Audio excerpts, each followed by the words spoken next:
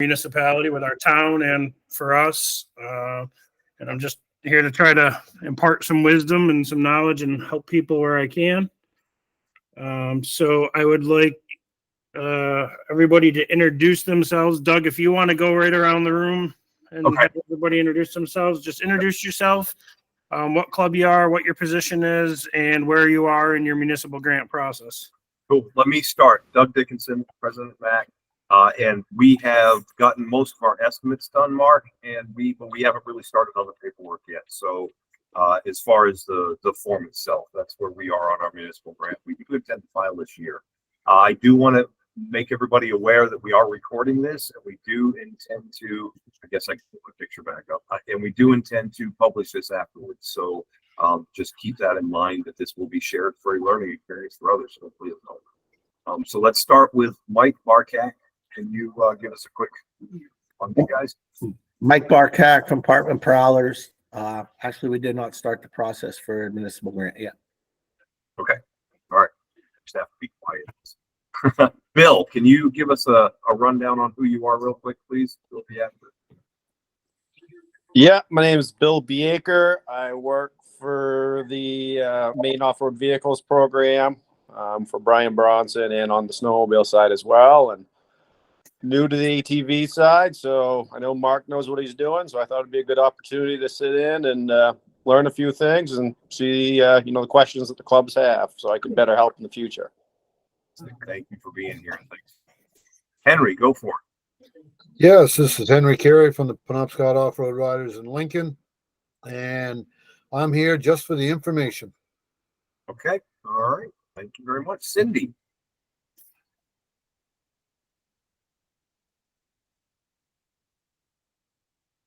Uh-oh, something's wrong with Cindy's audio. We're not catching you.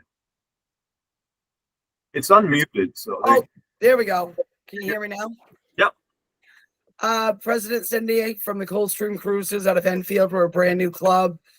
We do have a state representatives coming up Thursday to meet with our trail master. So we wanted to get as much information as we could about grants. Welcome. Heather.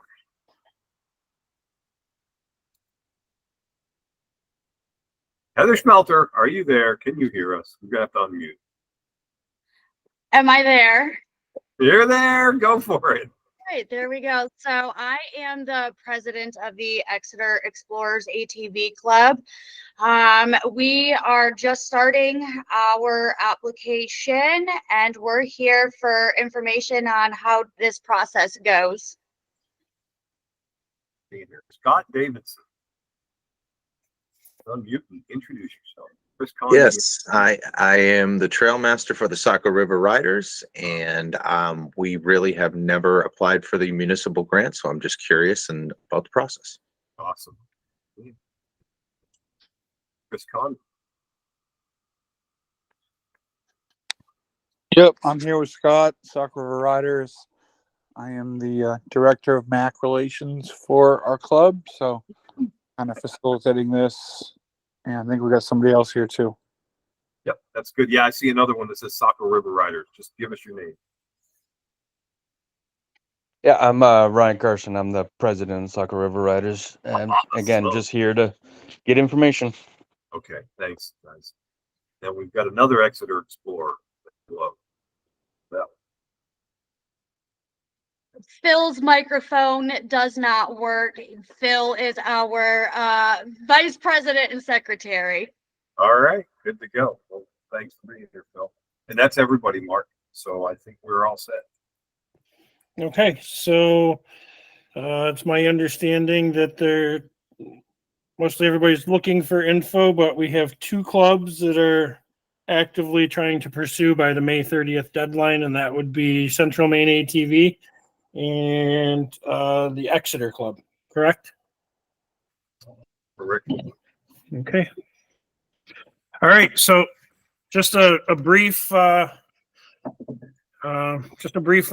here for any club that you're looking for the grant paperwork. It can be found here on the Department of Agriculture's website. Right over here on the right hand side is the grant application. So I just wanted to show everybody where they could go and get that application. And then we're going to actually move on to the application.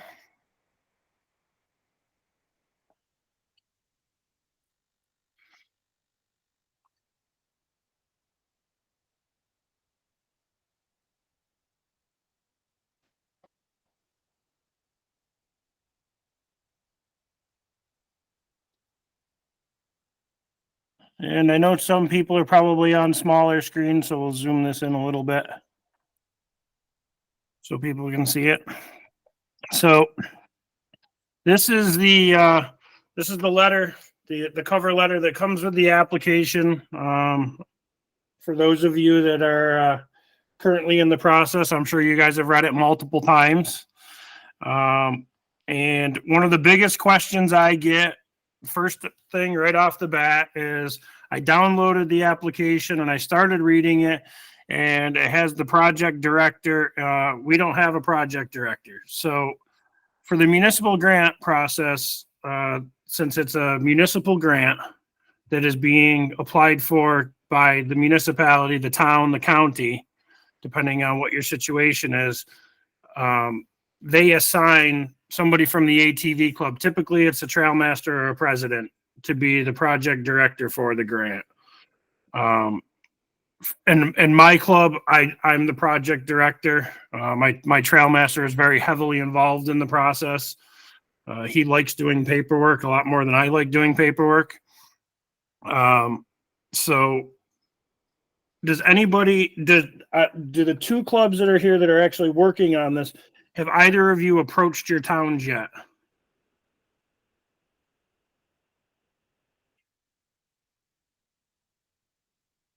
I can't hear. Go ahead, Heather. So we, Graydon, our trail master, did approach the town. They told us that just let them know what they need and from us, and they're on board with us. But that's as far as we've made that. Okay, great. And Doug? Fairfield's in a similar situation. We have discussed it with the town. The town is willing to back us. So. Beautiful. So there's different iterations. I've seen lots of different iterations of how clubs get around issues with the municipal grant and dealing with their towns.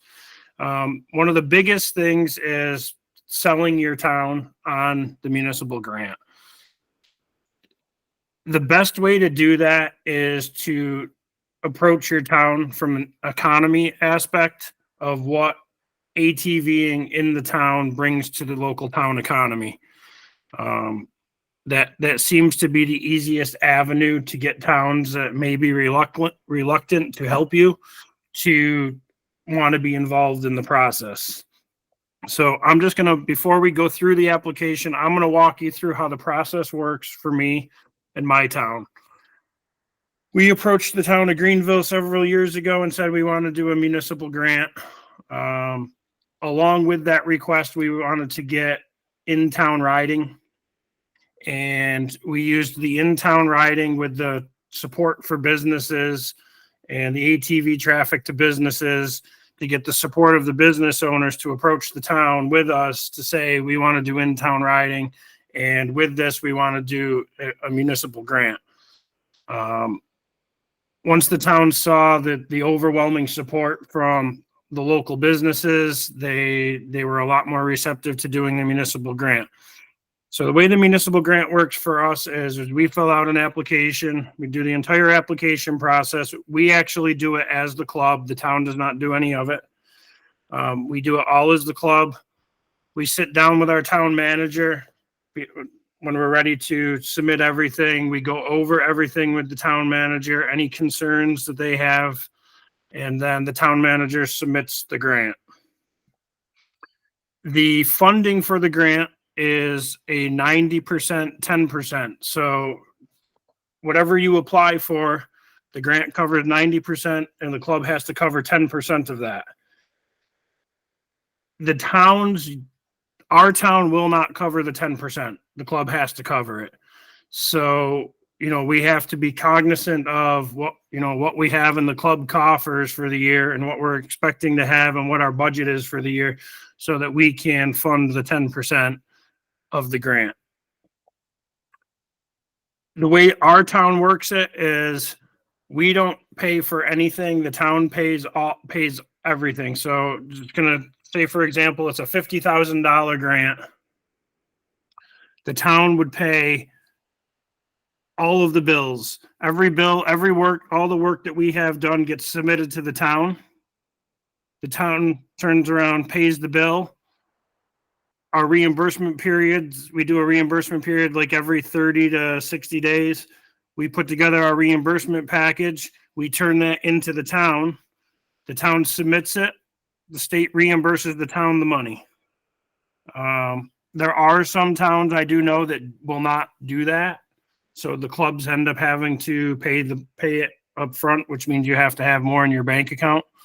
But it's pretty much a wash account. So like our town didn't even have to go to the voters to spend the money. They spend it out of fund balance because it's guaranteed money, because as soon as we put in for a reimbursement, they get the money back. Does anybody have any questions at this point? I know I'm just kind of speeding along. I'm all set, Mark. Anybody else have any questions? Following along pretty good. Mark, I will throw one question in there just because it's related to this topic. Do you have your contractors submit to the town, or the contractors go through you to submit them? So some of our contractors, I try to have all of my contractors actually make the bill out to the town for ATV work with a PO of ATV trail. And then the town just pays it. But sometimes a contractor will get confused and just send us a bill, and then I just turn it into the town, and then the town pays it.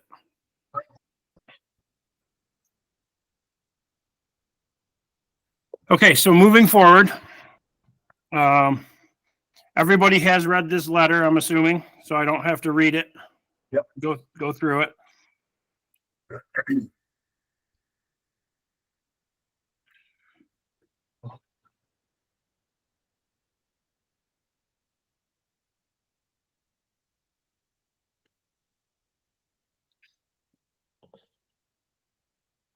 So another question I get asked, and what I did is I put together, and we'll get to it here in shortly. I did put together a project list as if we were going to do this grant application tonight. I did put together a whole project list. It's just fictitious so that we can show it. But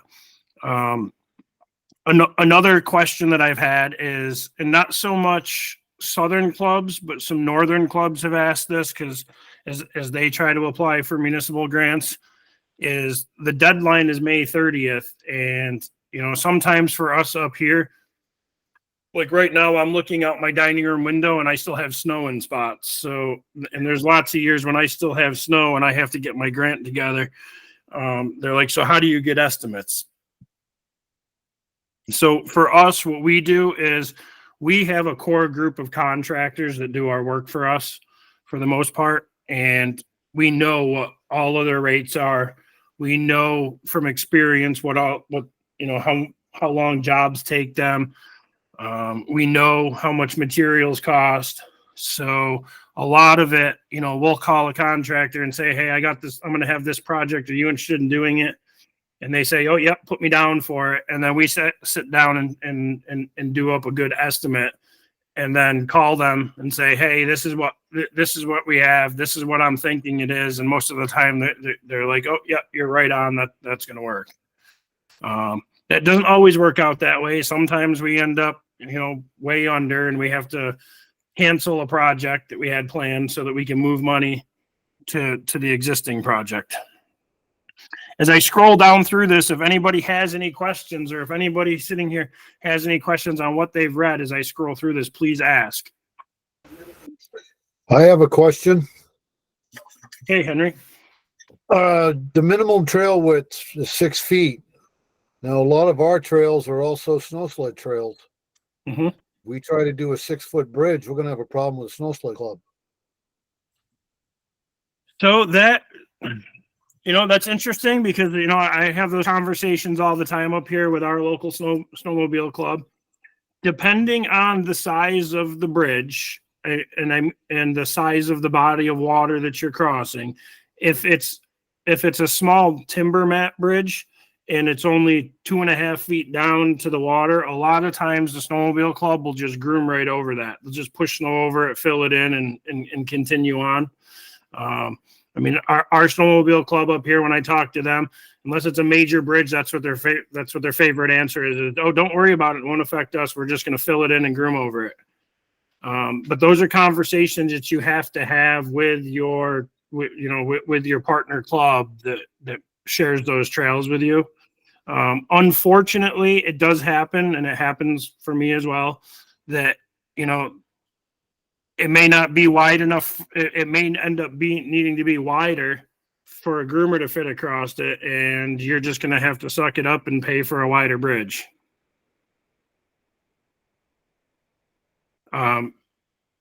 Not this grant related, but a separate grant related.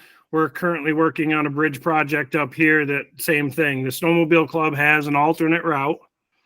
They don't really particularly care for their alternate route, but we have a bridge that we have to replace, and it's a pretty pricey bridge, and they're not really interested in helping us, but because their attitude is that if we lose the bridge, we have an alternate route. Well, we do not have an alternate route, so we're going to be stuck, doing the bridge. And luckily, we were able to apply for RTP funding and get an RTP grant for it. But sometimes that just does happen.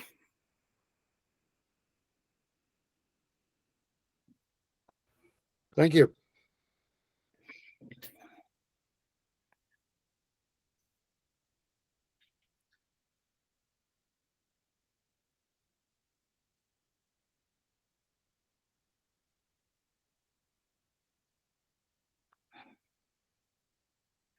All right, so now we're right to the application part.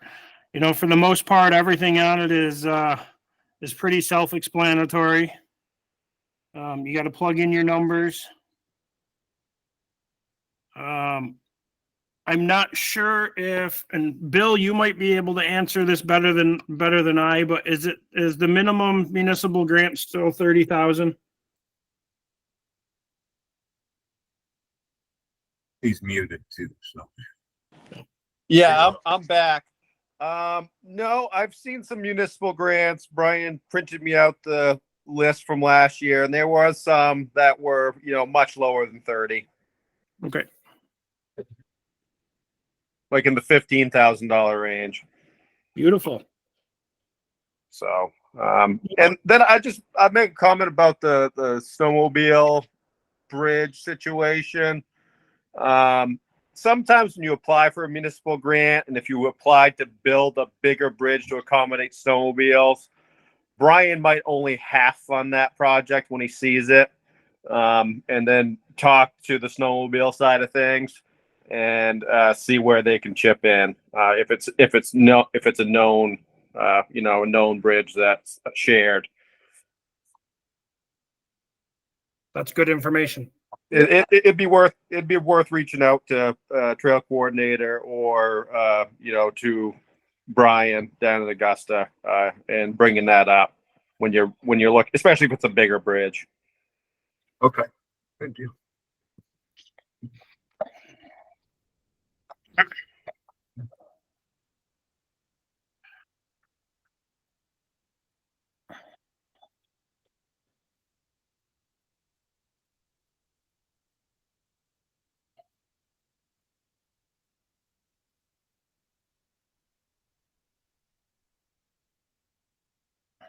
So again, as I previously stated, to make it as painless and easy as possible for our town, we fill all of this out, everything minus the signature of the town manager, so that when we go and we do our sit down meeting at the beginning of the year to submit it, all they have to do is sign it, scan it, put it on put the town letterhead in there, and send it off, and it makes the process as painless as possible for the town.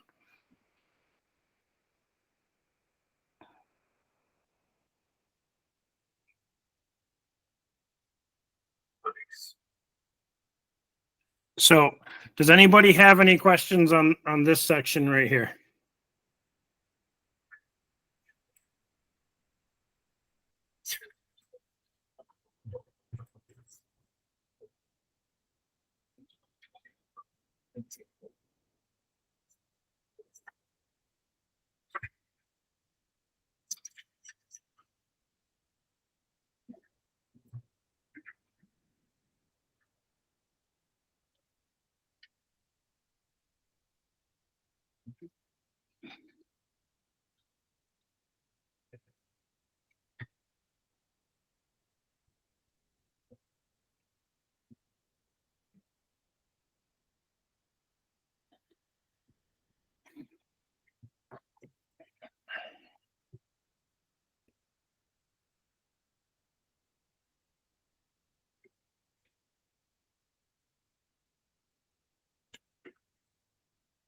So this is where I was talking about of where the notice gets put on the official town letterhead. Okay.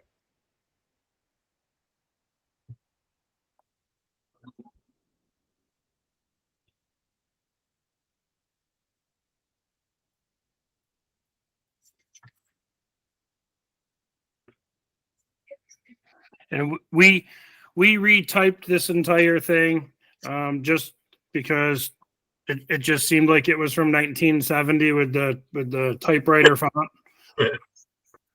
It just didn't quite seem to fit into everything. So we did do that. So you have your own form saved now. Correct. Yeah.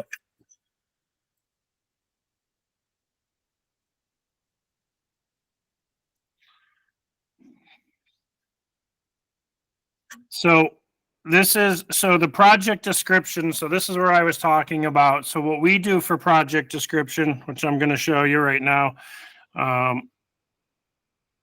makes things a little bit easier because it puts it onto a spreadsheet. And I'll bring that up right now and we can kind of go over it, answer any questions on it. So this is totally fictitious. I just sat down and took one of ours and made a bunch of changes to it to make it something for people to see and be able to understand.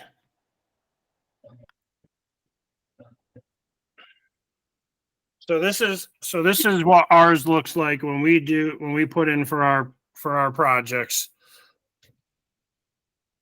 So I'm just going to go over the first one. The big mountain trail intersects Strong Road Trail. It's 3 miles long. Needs some ditching and grading. The project cost is right here. And then, hay, how much our hay costs us, how many bales we expect to need there, what the total is. And then the labor as far as how many hours at what rate. And then over here, who the vendor is. So the club is going to be doing some work. So for like on this project, the club, we would go out and spread the hay. So that would be these hours for the club. And then this would be the contractor that we have doing the work. So does anybody have any questions at looking at this project thing or any questions about it? I do want to point out that that we're trying something new this year, and I would highly recommend anybody else to do it. As you can see down here on number 6, we have a whole bunch of numbers referenced right there. Those are numbers that I put in there as to reference your trail inspection report. So those are referencing issues on that trail that were in my trail inspection report, so that the off-road program knows that I am addressing all of those inspection issues in this project. That's really cool. That's a great idea. I hadn't thought of that. I bet Bill likes it. I believe it was Bill that kind of hinted around to me that it was something I should try to do.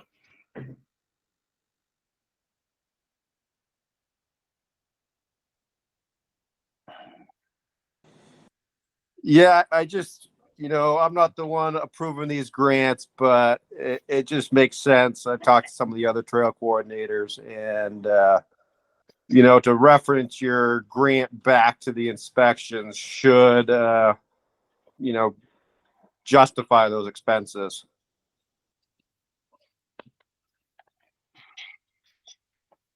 So does And anybody? yeah, Go ahead. it should help with Brian just approving that piece of the grant. Absolutely. Because in general, you're applying for these grants, you're probably not going to get everything you apply for. Maybe you will on a good year, but the inspection items, should be funded if they're really a need.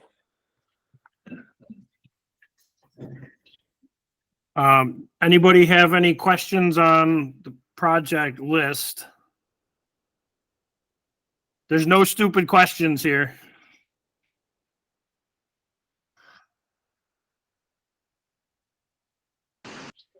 Can I just, Okay, I'm back. Sorry, my computer decided to shit. Mark, I think I was probably in the middle of a question when everything shut down on me. So can you hear me? I can hear you. Okay, so any one of these, I was just going to ask on the labor. When you get over there, it's like you don't have to break down what types of equipment you're using or anything like that. Like we need an excavator for this, a bulldozer for that. You don't have to break that down. I don't break it down. I break it down by what my cost is for that piece of equipment, and that's what each one is, as far as where there's more than one. Okay. Where there's more than one line item in there for what it is, Yep. Depending on whether it's labor, and then the club stuff. I do that breakdown when we do the reimbursement on the worksheet. Oh, right. Okay. Well, that's interesting. Okay. And that seems to be perfectly satisfactory. It does. It does. And so and like I said, we've kind of got this down and streamlined now where it works very well. Our first 4 or 5 years of applying for a grant, we'd get it back and be like, this, you need to fix this. You need to adjust this. You need to explain this better. But this is where we've ended up now. And this is what works really well for us. And, actually, I don't think Brian, since we've switched to doing it this way, I don't think Brian has ever come back and said, I don't understand. It makes it, the other thing that it does is because we do the trail and then what it intersects or connects to, when you turn in your map, because you have to have a map that you have to turn in that has shows your projects on it. We just do the reference numbers of each project on the map. And then that gives you a little bit more understanding when you're looking at it, saying that, project 1 is the Big Mountain Trail and it connects with Strong Road. You can see all of that on the map instead of just having projects dotted all over a map and not really an understanding of where everything is or how everything interconnects.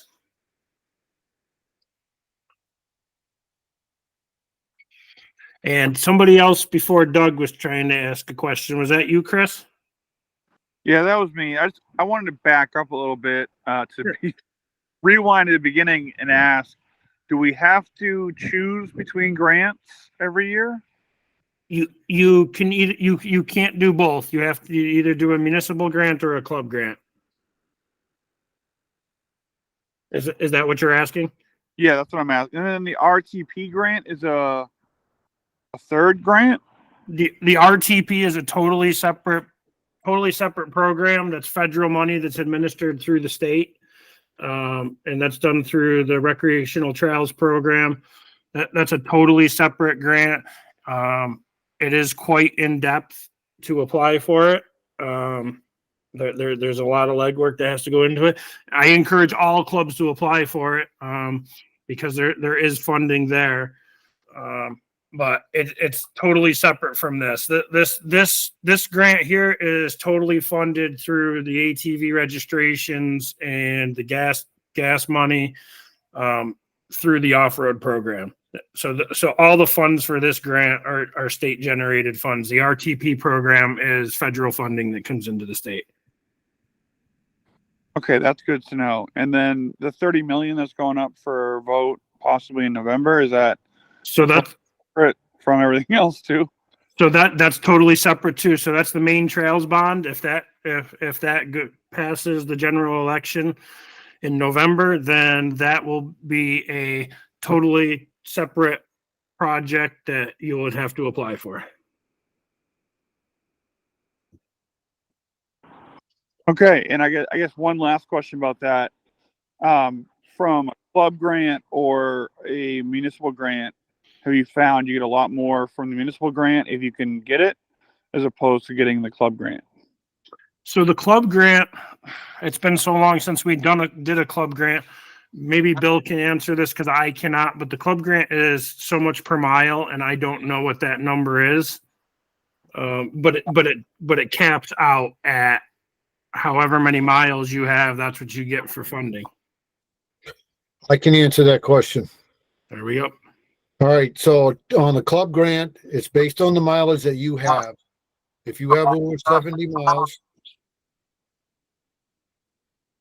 it's $12,000 this year. There you go. So the club grant is right now is if you have over 70 miles, it's $12,000. Yes. Well, I don't know about anybody else sitting in the room tonight, but I don't know what I could do with $12,000 on 70 miles.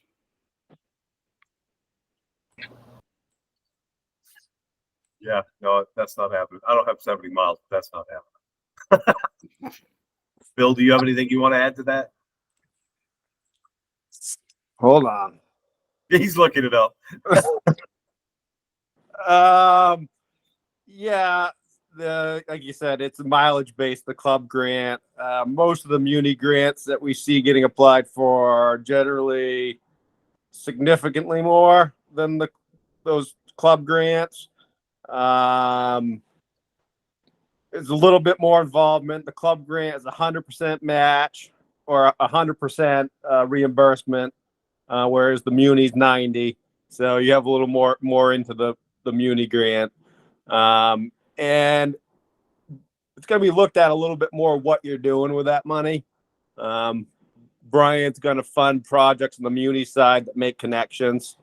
Not spur trail so much, unless it's going to like a scenic vista, so, but there's definitely more available to the clubs on the muni side.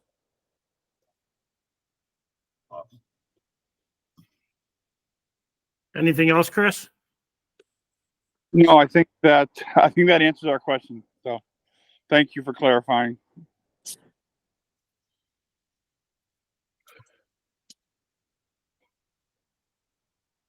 I mean, and just to touch back on what Bill said, and like I said in the beginning too, the municipal grant is a 10% match. So, again, if clubs, if a club doesn't have, the funding to be able to fund the match, then the towns won't do the match. So the club's going to have to come up with that money. So, I mean, if you do $100,000 municipal grant, $10,000 of that, the club's gonna have to write a check for. And that's how we do it at the end of the year when we do the final reimbursement.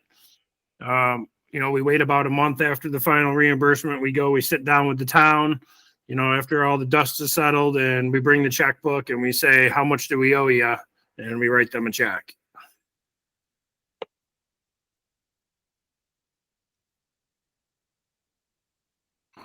And my apologies, I'm kind of new to this.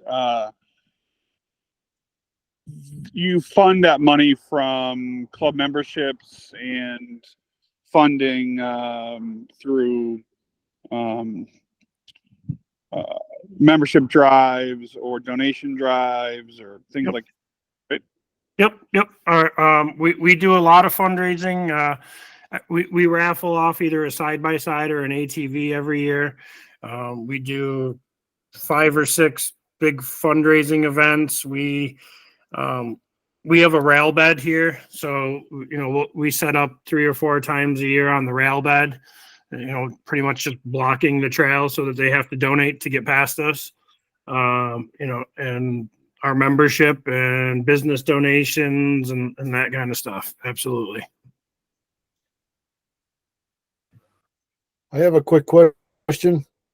Yep. The first time I looked at the municipal grant, I could have swore Brian Bronson told me that the labor that the club puts in, manual labor, could be counted as a reimbursement. Is that not correct? That absolutely is correct. If you do not spend all of your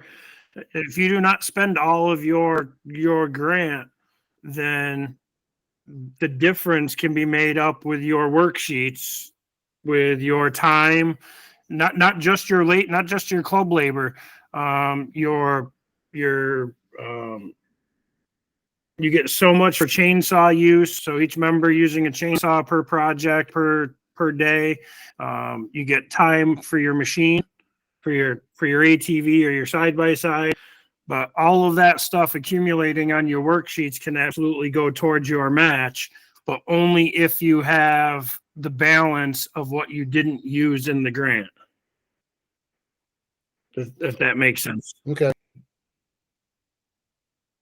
So if you have a $100,000 grant and you spend $100,000 on trail work, then essentially worksheets aren't worth anything, and you're going to have to come up with that 10 grand. But if you have a $100,000 grant and you spend $90,000 and you turn in $10,000 in worksheets, then that absolutely goes towards your match as in kind. Oh, that's good. That's a distinction I wasn't even aware of, Mark. So I'm glad you clarified. Thanks for bringing it up, Henry, because I wasn't even realize that. So if we get approved for 30,000, we should only plan on spending 27,000 if we don't have the money and we want to use our like-kind equipment and labor rates to try and make up that difference. Does that sound right? That sounds right. Absolutely. Right. But the only thing that, again, and just so that everything is on the up and up, I do not encourage any club to spend less and then just make up worksheets. Right. So, I mean, you actually have to do the stuff. And that's where the trail inspections come in. The trail inspectors are going out to see that this stuff is getting done. It's kind of an audit. Yep. And I don't know so much for the club grant side, but for the municipal grant side, it's a really good check and balance for the spending of public money. Yep. Nice. Any other questions on the project list?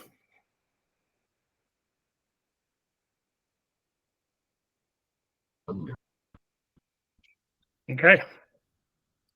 Well, I guess at this point, I just want to know what random, generic, or any other type of questions people have so that I can try to answer them and steer you in the right direction. Okay, Henry here. Go ahead, Henry. I have multiple towns with multiple projects. Do I have to pick one town to administer the grant? How does that work if they're in different towns?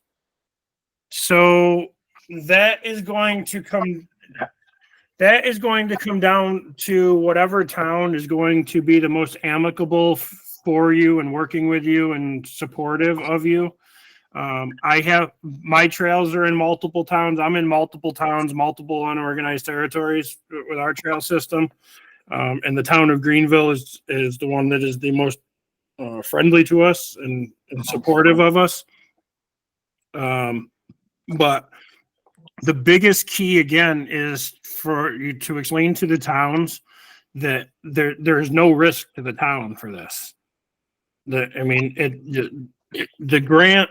That's why the town manager is signing the grant application, because the town is actually applying for the grant. So the state is approving the town for the grant, not the club. The club is just making the president or the trail master or whoever from the club the project manager. But the town is the one that is getting the grant. So the town, that money is guaranteed to the town. So the town pays the bill, the town gets the money back. There's no in between there.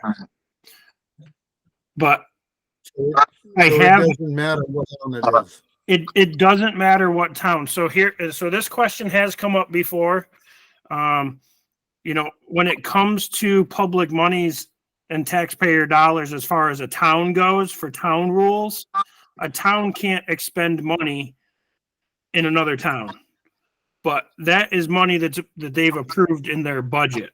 This is not budget approved money. This is fund balance money that they're spending and getting reimbursed for. So a lot of towns, their snap reaction is we can't do this because you have trails in another town.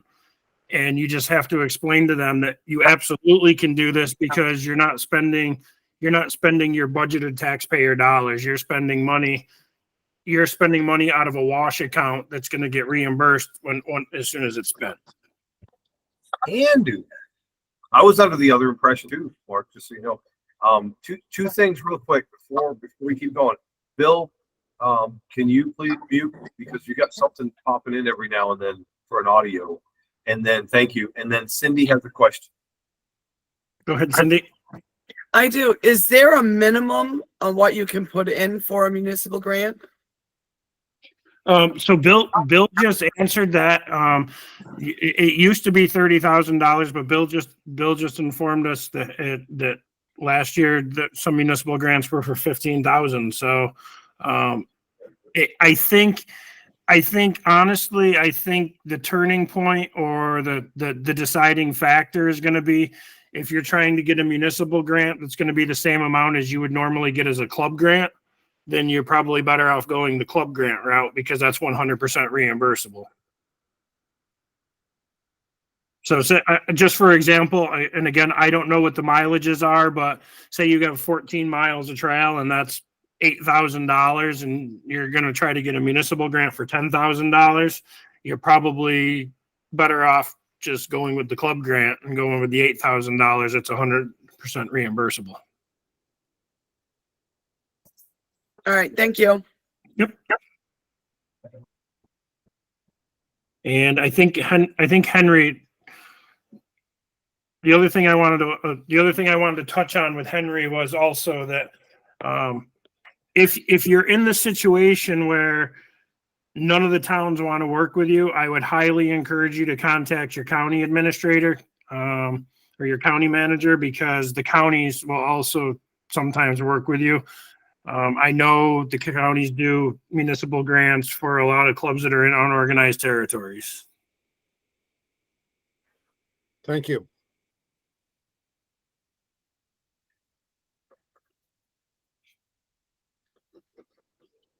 And Doug, you had a question? So I think I had everything. I was under the impression though, about the town line thing, because that's come up here before. Right. And it's 100% right when it's spending budgeted money that's budgeted is the town taxpayers' dollars, but this is state money and it's a reimbursement program. So like I said, for us, we never even had to go to the select board. Town never had to have a vote, none of that. It was just, yeah, we're going to do that because when we write the check 30 days later, we're going to get a reimbursement for it. So, you know, and it doesn't matter where our trails were. Like it. I have another quick question. Go for it. Go for it. Okay, so on the club trail grant, like we said, it's based on mileage. The municipal grant, can that be used? Let's just say if a club has no miles and they want to create miles, is this the way to use that? You can use municipal grant for trail development. Yep. That's interesting. So, I mean, even a town like, I'm not even going to throw a club name out there, but a brand new club that doesn't have trails yet, but they've got everything working. It would be plausible for them to file a municipal grant asking for money to start a new trail system. Yep. So the way you would approach that is if you're a brand new club and you're up, you're running, but you don't have trails. Say you're in a town that lets you ride up and down the road, like what's that one down by you, Doug? Norridge Walk. Norwich Walk, that's Skowhegan's the new one.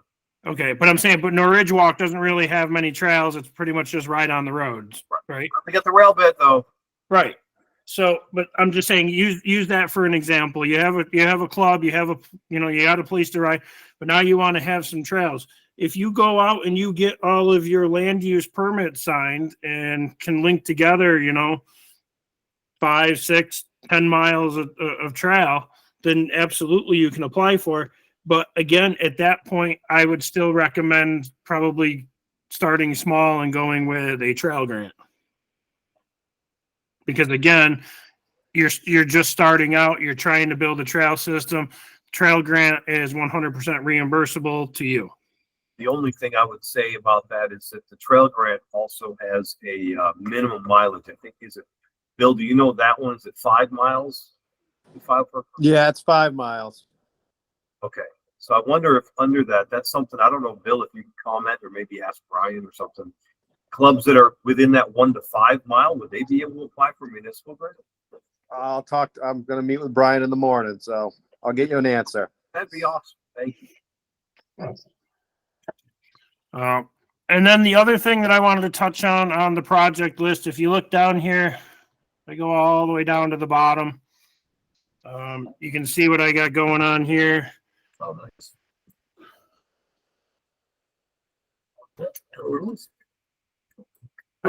We do the breakdown of the total amount, how much of the grant is paid for by the state and to the town, and then how much the club's going to have to pay to the town. But in the bottom line there, trail maintenance, trash pickup, porta-johns, and that kind of stuff. You can pay for porta-johns, like on your rail bed. If you got a spot, you have a park and ride, put some porta potties there or something. You can pay for that stuff through the municipal grant. And we've slowly been adding them. I think we're up to, we have 6 locations with porta potties throughout our 100 miles. Hey, Mark, what about purchasing land? You cannot use the municipal grant to purchase easements unless there's been a change in that I do not know about. Bill would be able to answer that, but the last I knew, you could not use it to purchase easements. That would have to be through the community action grant or a USDA grant or an RTP grant. Go ahead, Bill. You answered it, Mark. Okay. I want to make sure, because sometimes things change occasionally from month to month, and I don't always pick up on it.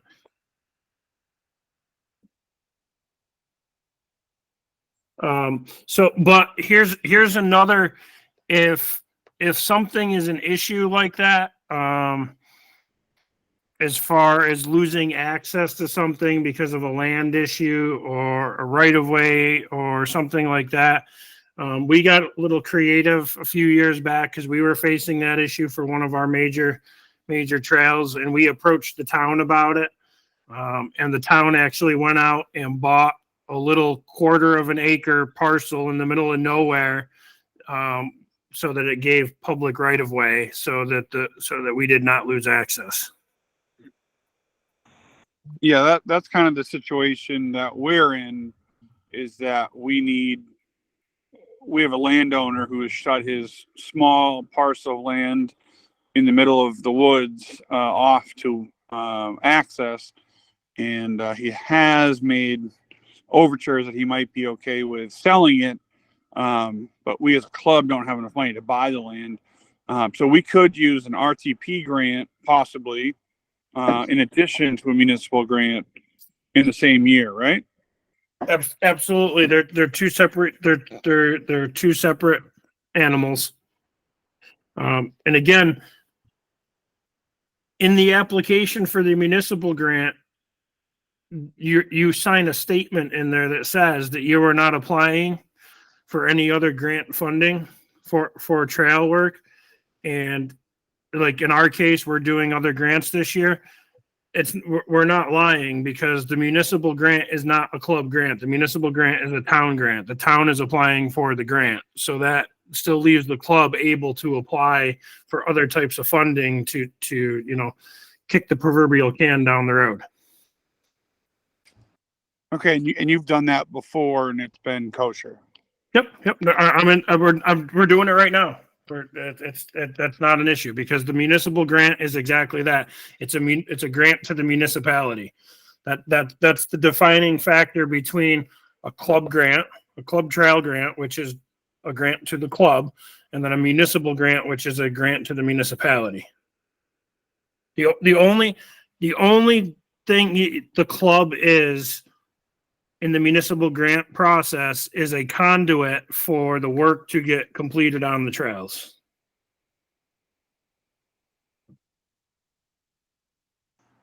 Fair enough. Thank you. Mark, I know another thing that Go ahead. you might have covered this and I missed it, but municipal grant also does not cover equipment. We do not have any type of equipment grant on the ATV side, correct?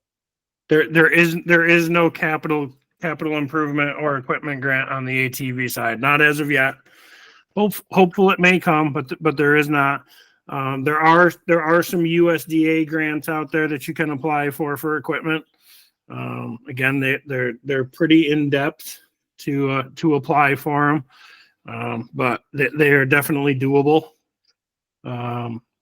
And if clubs need equipment, I highly recommend that you research those avenues.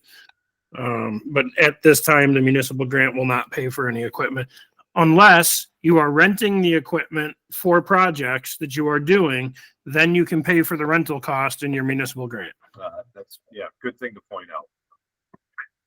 And that's what would go in this worksheet. I see a couple of places in there where you had rental of that, the other thing. So yeah. Perfect. And I think Bill touched on it earlier, but I do want everybody to know that don't expect just because you put together this nice project list and you apply for all this and you need all this, that you're going to get it, because it has been my experience that every year what we apply for and what we get are two different animals. You can do amendments to it. Something comes up, there's a storm, you lose a bridge, you lose a big culvert, something major happens, a landowner shuts you down, but you find a reroute. You can go back and do an amendment to your municipal grant. You can work with Brian and the off-road program, and you can get an amendment for, say, $15,000 if you needed it for a bridge, and you could get a bridge done to keep a connection open or something. Those are doable possibilities, and those do happen. But I never get what we ask for, and it's not about whether it's justified or not. It's just we all know how much money there is to go around between all the clubs and the 6,000 miles of trails in the state, and there's just not enough money to go around. So the off-road program has to sit down and look at the priorities of everything. And I think Bill did touch on it. This year, they're putting an emphasis on connections and not spurs or loop trails. So if you have spurs and loop trails in your application, be 100% prepared for them to be cut.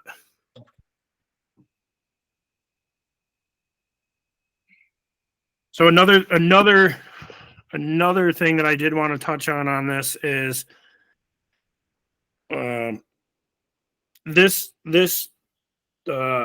fictional project list here is a very aggressive schedule of work to get done in a season.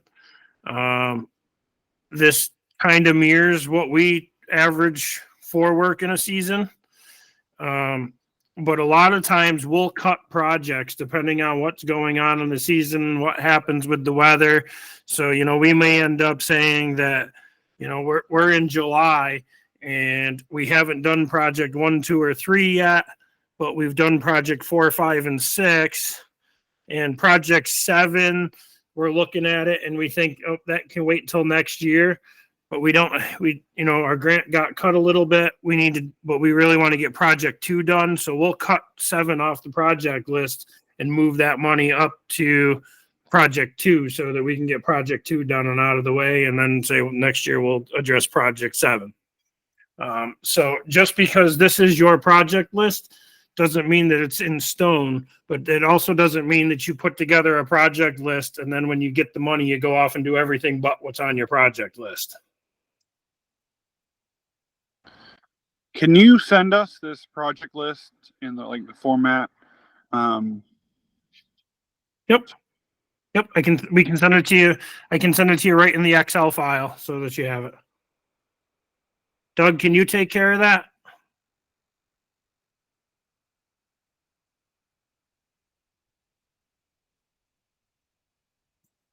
I'd like to have one of those too, if it's possible. Okay, now you can hear me. So I was talking and I couldn't even. So I was on another screen. Yes, Mark, if you send it to me or make sure I have it available, I will. What I plan on doing is as soon as we're done the meeting, once the meeting's recording is done and it's where it's going to be on our share drive, I will share that link. I'll send out another email to all the clubs with the link to share so anybody can watch this. And I will put that file in that link. Does that sound acceptable, Mark? Yeah, no, absolutely. I think that would help other people as well. So no, I mean that's why I put it together because I mean it's one thing to say, hey, you got to make a spreadsheet and this is what's got to be on it, and it's another thing just to make it and show it so everybody can see it. So did you send this to Amy first so she could check it for spelling? I did not. Okay, I didn't think so. I did not send it to her for punctuation or spelling or commas or any of that. For those of you that don't know, Amy's our secretary and we call her the red pen lady. She gets us. The good thing we have her. All right. So what else does anybody have? This is right now is the time to ask them. Like I said, no stupid questions. So, and I know there's more questions out there in the room because I get them all the time. Well, if you get them all the time, what are they? Just tell us what the questions are. I've touched on a bunch of them. Somebody was saying earlier, and I agree, we don't even know what to ask. So a lot of this is just going to be digging in. And if you get to a point where you're stuck, guys, don't be afraid to reach out. I don't know if we're ready to give Mark's number directly, but reach out to the Mac email, and he will definitely be able to get in touch with you and walk you through. I'm trying to think if there's anything else major that of questions that come up. I guess I can touch. So I touched on the I guess the philosophy and the intended process for the municipal grant. I'll touch on some of the other, at least one other way that the municipal grants do go that a lot of clubs end up having to do. Not that there's necessarily anything wrong with it. It's just it puts more of the liability of the intent of the grant onto the clubs. But you will find that you may end up in a situation where the county says, no, we only do unorganized territories. Your town has to take care of you. You talk to your town says absolutely not. It doesn't matter what you promise them, what you offer them. Doesn't matter what you're looking to do for the town. They just don't want to have anything to do with it. But you continue to press them and they say, fine, we'll do it, but we're not writing a single check. So in that instance, you apply for it, everything the same, the application process is the same, but at that point, all the work that is done, the bills come to you as a club, and you have to have the money in your bank account, in the club account, and you pay you write every check for every bill for all the work, and you send the bill into the state. The state turns around and reimburses the town, and then the town writes you a check for what you spent. that, like I said, that puts a little bit more liability on the club, especially in the aspect of, you sit here and you look at a grant that's going to be $50,000. Now the club has to have $50,000 in the bank, or else you ain't gonna, you got approved for a grant. But if you only got 15,000 in the bank, that $50,000 grant isn't worth anything because you don't have the money to cover it. They can do it in pieces still, right? Even under that, they could file like once a month, whatever. You could do that. You absolutely could roll it and do that, but it would make any project list very tenable as far as getting done in the season. But you could make that work if you did not have that kind of funding. But again, like I said, that just brings more liability and more headache onto the club. But And I think go ahead. go ahead.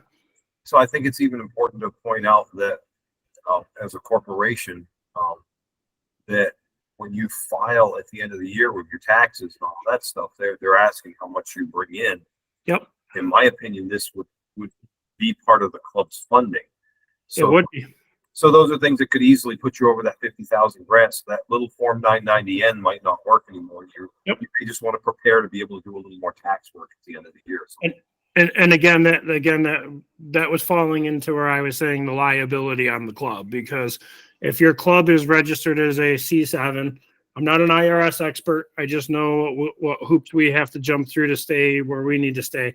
But if your club is listed as registered as a C7 and you're doing it the way where you're paying everything and then putting in for reimbursement, and then the town is giving you the money back, as soon as that money comes back, at that point, it's not considered a reimbursement to you because the grant is with the municipality, not with you. So now that comes in, and that's considered income. And as a C7, you're only allowed to have 33% of your income come from anything other than member activities. So that, again, like I said, can be putting a liability back on the club. So I highly, highly recommend that clubs, do whatever it takes to get a town on board with, doing it with the right intent. I have a question. Hi, Yep. I'm Trail Master for Coldstream Cruisers. I've been here the whole time, but anyways, I have a question now. So you would be better off to have the town say yes first before filling it out. Oh, absolutely. I wouldn't even bother. Well, with the C7, if we did it that way and the town paid first and we just paid the town after, the taxes we wouldn't have to pay the state taxes then, right? It's not about paying the taxes. It's just about if the town pays the bills and then gets reimbursed the money, then you're not showing any of that money as income. Okay. All right. Thank you. Sorry. Thanks.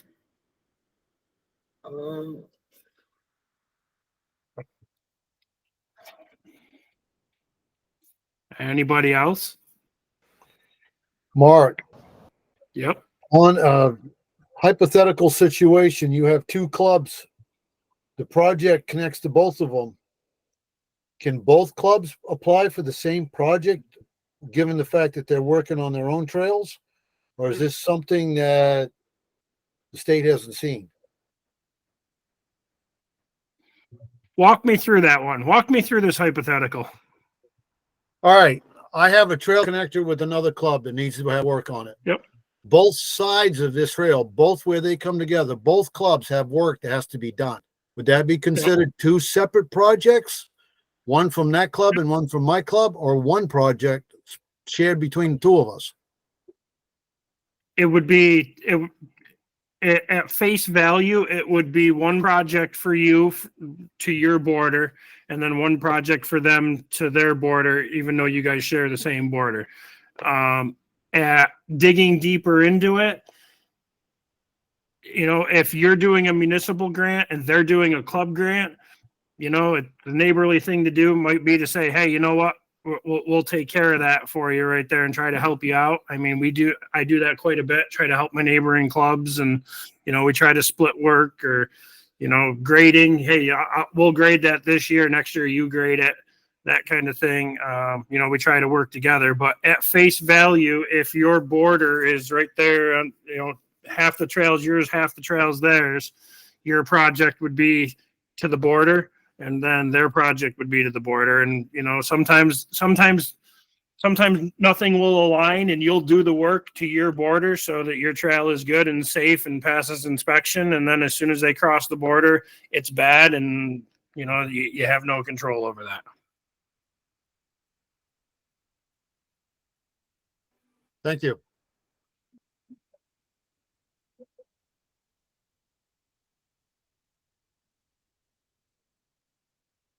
Anybody else? Parkman, you're allowed to talk. I don't know. You guys all sleep. Yep, Mike, you can ask questions now. This is open to everybody to ask questions now. No, Mike fell asleep. That's what it is. Yep. See, he's not on camera. Oh, no, I saw a hat. All right, he's alive. I was told to mute. I muted. You did. You did a great job. You follow directions well. No, we're wondering if your group of people had any questions for us. You guys got any questions? Great. Not at this moment. All right, cool. Okay. Nothing else then? Well, if nobody else has any other questions, then I guess we can conclude it for the night. Does Exeter have any other questions? I don't have any questions, just observing a lot of this. Okay. Thank you. I just want to say thank you guys for setting this up. I get a lot of information. That's what we're here for. We're here to help. That's good. And I mean, this is something that came up at the last at the last public meeting we did. And it was just, we started asking a lot of questions. And Mark was like, geez, wouldn't it be neat? Or I think was it Chris that might have asked, geez, would this be in your capacity wheelhouse? He used some big fancy words, but Chris, yeah, I'm talking about you. And but that's kind of what led to this. And I think this would be something great to do from now on with little projects, big projects, whatever, things that we come up with, things that clubs have trouble with. Doing little meetings like this, it's nothing. Even if it's only a dozen people or 5 people or whatever, it's helping. So anything you guys come up with areas you want help, that's really what the coalition's here to focus on, is helping the clubs. We want to make sure you're healthy and have what you need, the best resources. I mean, education is our biggest piece, and this falls into the education. Just try to educate clubs and club officers, be able to help them. And, if I can help any club or club officer, not have to go through the pitfalls that I've gone through or that my club has gone through, then that's success to me. And we really appreciate everything you guys are doing, Mark and Mac, because without it, a lot of people wouldn't know what they were doing. Well, we appreciate that. Yep. That's what keeps us going. Yeah, no, I know a lot of us are new to our positions. Saco River Riders, our board is almost all brand new in the last 2 or 3 years. So, we have questions, and we figure some other people do too. So this was great. Thank you for doing this and putting it together so quickly. We probably won't get a grant in for this season, but it'll help us prepare for next season. So. And Chris, do you guys do a club grant right now? Just a club trail grant? We do. Yep. Okay, good. And how many miles of trail do you guys have? 1,000. No, I have no idea.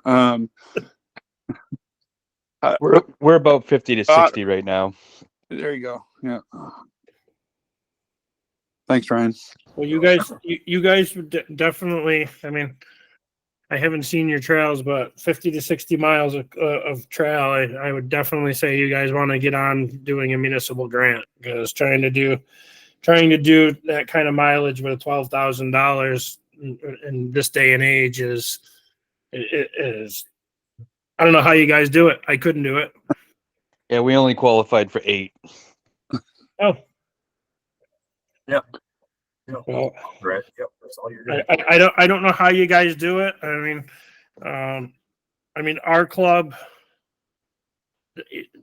a positive and a negative in the same thing is we've moved past doing, I mean, we go out and do club work and we do club work parties, and most of it's spreading hay. When contractors are done working, and we do some brushing and we clear trees and we clear culverts and that kind of stuff. But 99% of our work is we're beyond going out with rakes and shovels, and everything is all contractor work now. That will be helpful. So, yeah. This was some great info tonight, Mark. Thank you. Mark, I do have one other thing that occurred to me, and that is the Go for it. DEP certification. Yep. So all the contractors we use for this should be DEP certified. Is that correct? They absolutely should be. You can do a project if somebody in your club, say your Trailmaster, gets certified, and you have a contractor, there's a local guy who wants to help the club out, charge the club at half rate, doesn't have his DEP certification. Your Trailmaster can participate on that project and do it under his certification, to make sure that it's done right. Can somebody give out a link or something on when the next class is?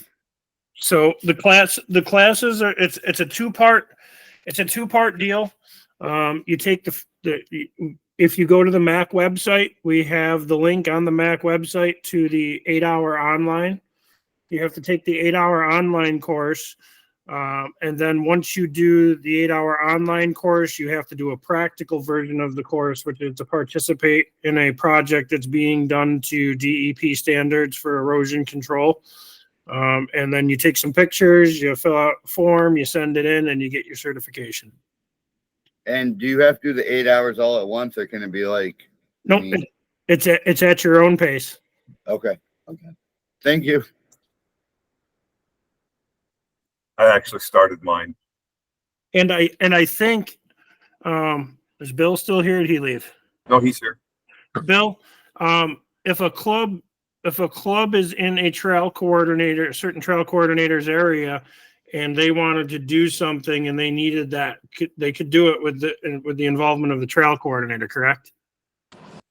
Yeah, I have my certification, and most of the trail coordinators should. If they don't have them yet, they should be getting it.